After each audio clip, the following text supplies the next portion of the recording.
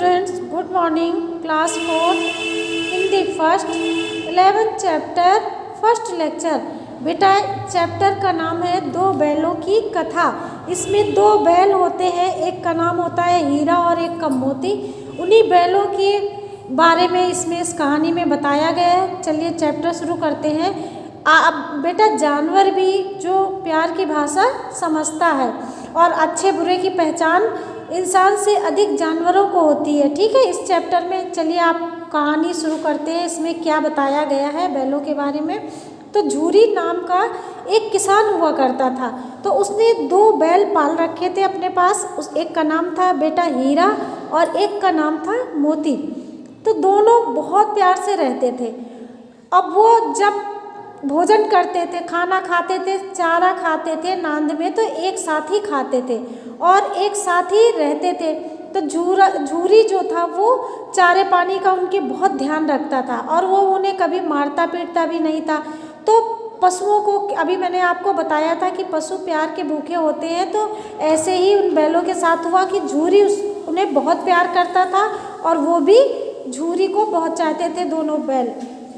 तो क्या हुआ कि एक बार झूरी की पत्नी का भाई आया और वो हीरा मोती को कुछ दिन के लिए अपने गांव ले जाने के लिए आया और बैलों को उन्हें देखकर ये आश्चर्य हुआ कि ये उसको कहाँ ले जाएंगे।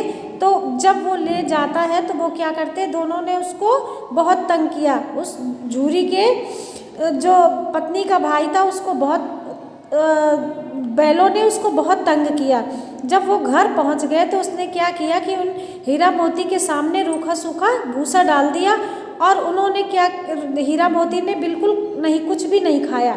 जब रात हो गई तो क्या हुआ कि दोनों बैल ने वहाँ से भाग जाने का निश्चय कर लिया। उन्होंने ये सोचा कि रस्सियाँ तोड़कर हम भाग जाएंगे।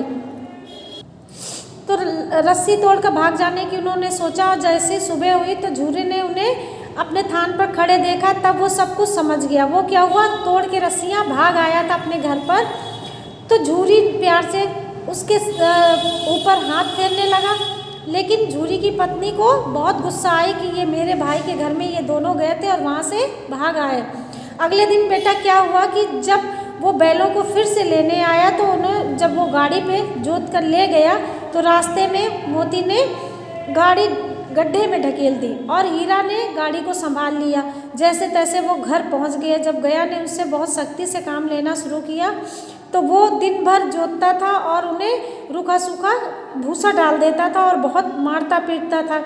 तो उसने क्या किया कि रस्सों से बांध दिया मोटे मोटे। जब गया के घर में लेकिन एक छोटी सी लड़की रहती थी, वो उसने देखा कि इन बैलों के साथ बहुत अत्याचार हो रहा, तो उसको बहुत बुरा लगता था। वो रात को चुपके से उन्हें रोटी खिला जाती थी। किसे बेटा खिला जाती थी?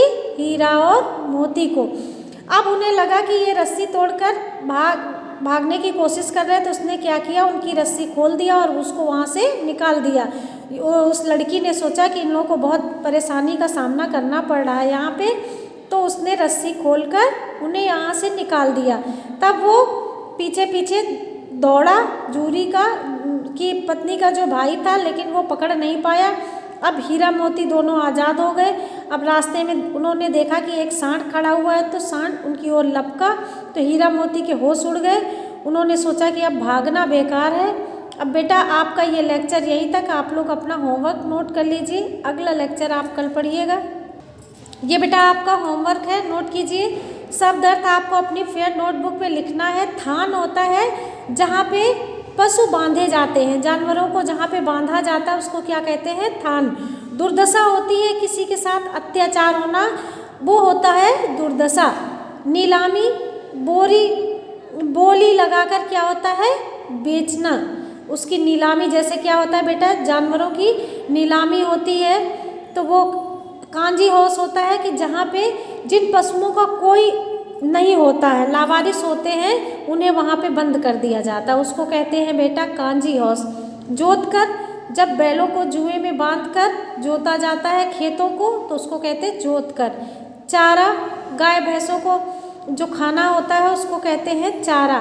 नान क्या होता है? पशुओं को चारा दिए जाने वाला बर्तन होता है, जिसको कहते हैं पात्र कहते हैं, हौज कहते हैं, नांद कहते हैं। ठीक है, ये आपको अपनी फेयर नोटबुक पे लिखना है और लिखने के साथ साथ आपको लर्न भी करना है।